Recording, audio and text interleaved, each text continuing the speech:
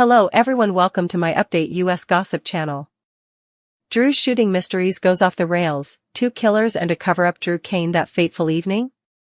Even though Willow and Nina were just taken into custody, what if it was someone else, or 2 people else? Nina Reeves is also facing charges for conspiracy to commit murder, and Willow Tate has just been taken into custody for the attempted murder of Drew. Even though Nina tried to give Willow an excuse, security footage showed that Willow was alone at her apartment building. Drew was clearly not shot by Nina, but was Willow the one who did? With the evidence that was found at Elizabeth Baldwin's house, Willow is likely to say that Michael Corinthos is trying to frame her, but there is still a chance that Elizabeth Baldwin is to blame. However, if Willow really done it in the whodunit, she might have had an accomplice who returned, even though they didn't kill him. Drew's house could have been used as a crime scene if someone else had completely targeted him. However, it is conceivable that a different individual targeted Drew and turned his house into a crime scene. Since Drew was shot twice with a noticeable pause in between, it's possible that 2 people were involved. It's possible that one assailant fired the first shot before handing over the weapon to another. This could have been a plan by which the 2 criminals gained power over each other and strengthened their partnership in this illegal act. Naturally, if that were the case, neither shooter carried out their strategy very well, considering that they managed to save Drew. Scout's phone call may have saved her father's life, Kai and Trina said. However, Trina Robinson and Kai Taylor mentioned that Scout Kane's phone call might have saved Drew's life. This is done by scaring off the attacker or, if the theory of a double shooter is true, the 2 attackers. Even if Willow is ultimately found guilty, she might have been collaborating with someone else. Nina is not to blame, but Drew had other enemies who might have been tempted to team up with Willow on that stormy night, or it could have been a different clever couple.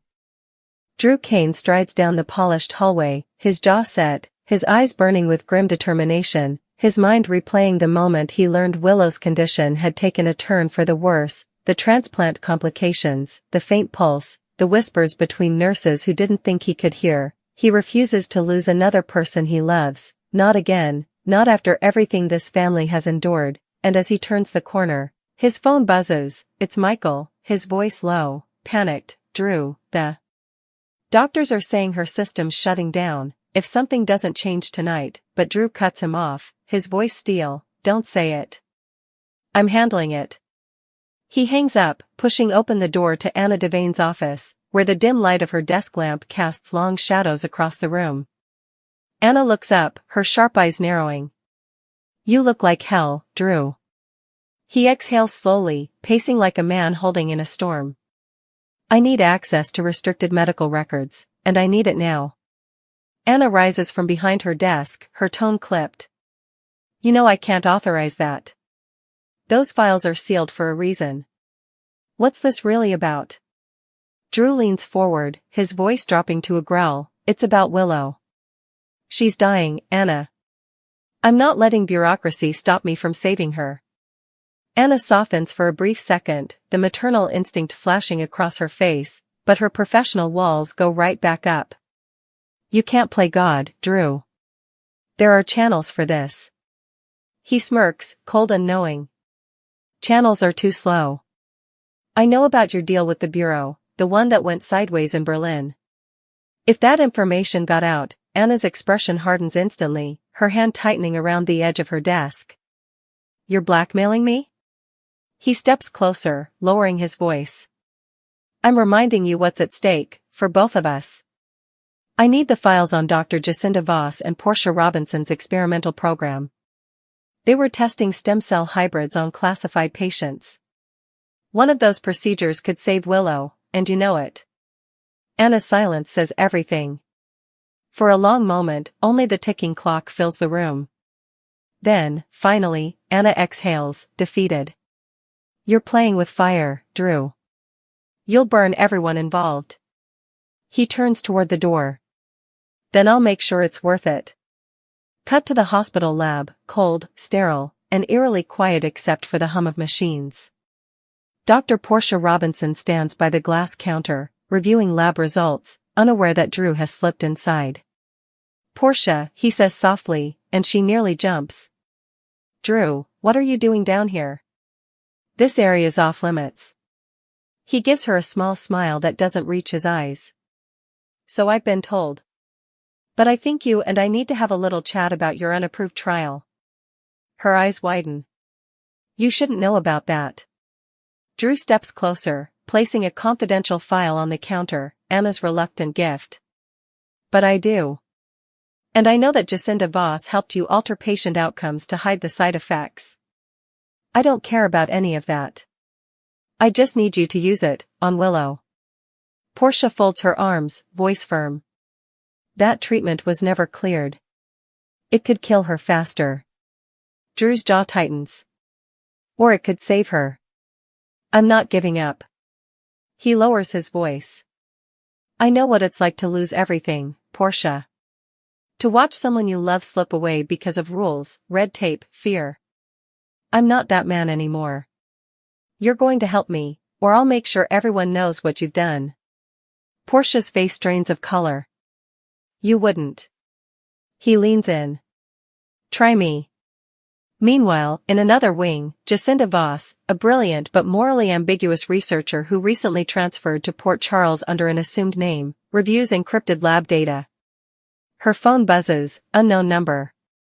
She answers, her tone clipped. Dr. Voss. Drew's voice cuts through. We need to talk. She frowns. Who is this? He chuckles darkly. Someone who knows the truth about patient 312, the one who didn't die, despite the official report.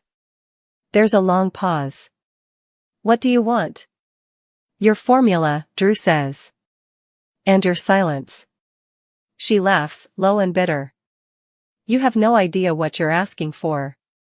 You're right, he says, stepping into her lab doorway a moment later, because he's already there. That's why I came in person. Jacinta freezes, her eyes darting to the door. You broke into my lab? Let's not make this about breaking and entering, he says, holding up a flash drive. Let's make it about saving a life. She studies him carefully, curiosity flickering beneath her suspicion. You're desperate. I can see it. Who's the patient? Willow Tate. My niece. Jacinta shakes her head. If she's already in systemic failure, it's too late. You don't get to decide that, Drew replies, voice hardening. You're going to synthesize the serum tonight. Jacinta tilts her head. You think blackmailing me will make me risk my license? Drew's eyes darken. Not just your license. I know about the patient you paid off in Chicago, the one who came out of your trial blind. You covered it up. Jacinta's breath catches. You bastard. Maybe. But I'm a bastard who's going to save someone who deserves to live. Back upstairs, the storm outside intensifies, lightning flashing through the hospital windows as chaos brews in the corridors. Carly paces near Willow's ICU room, her face pale with fear. Michael holds her hand, trying to stay strong, but his voice cracks. She's fading, Mom. They said she doesn't have more than a few hours. Carly shakes her head fiercely.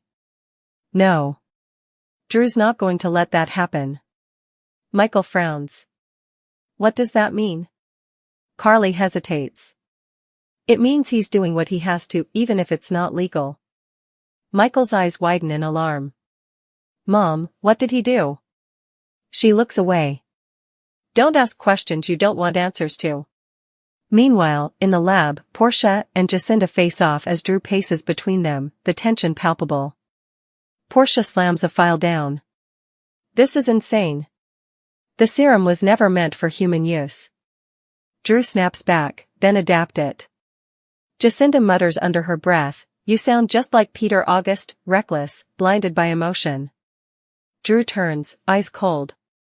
The difference is, I'm not doing this for power. I'm doing it for love. Portia's hands tremble as she draws the first vial. If this goes wrong, it's on you. Drew doesn't flinch. It already is. Hours pass. The storm outside finally breaks, replaced by the sterile hum of hospital machines. In Willow's room, the lights are dim, her pale face illuminated by the monitor's soft glow. Michael sits beside her, whispering prayers, tears falling silently. Suddenly, the door opens, and Drew enters with Portia and Jacinta following close behind, carrying a small cooler. Michael jumps up. What's going on? Drew meets his gaze. A miracle, if we're lucky. Portia's voice trembles as she prepares the syringe. We're going off record. If anyone asks, this never happened. Drew grips Willow's hand. Come back to us, he whispers. Anna bursts into the room moments later, her voice sharp, stop right there. Everyone freezes. This is unauthorized medical intervention, she says, glaring at Drew. You said you just wanted the files. What did you do? Drew doesn't let go of Willow's hand. What I had to. Anna looks at Portia, who avoids her gaze. You're all complicit in this. But as Willow's monitor begins to beep, weakly at first, then stronger, Anna's voice falters. What's happening? Portia's eyes widen in disbelief. Her vitals are stabilizing. It's working.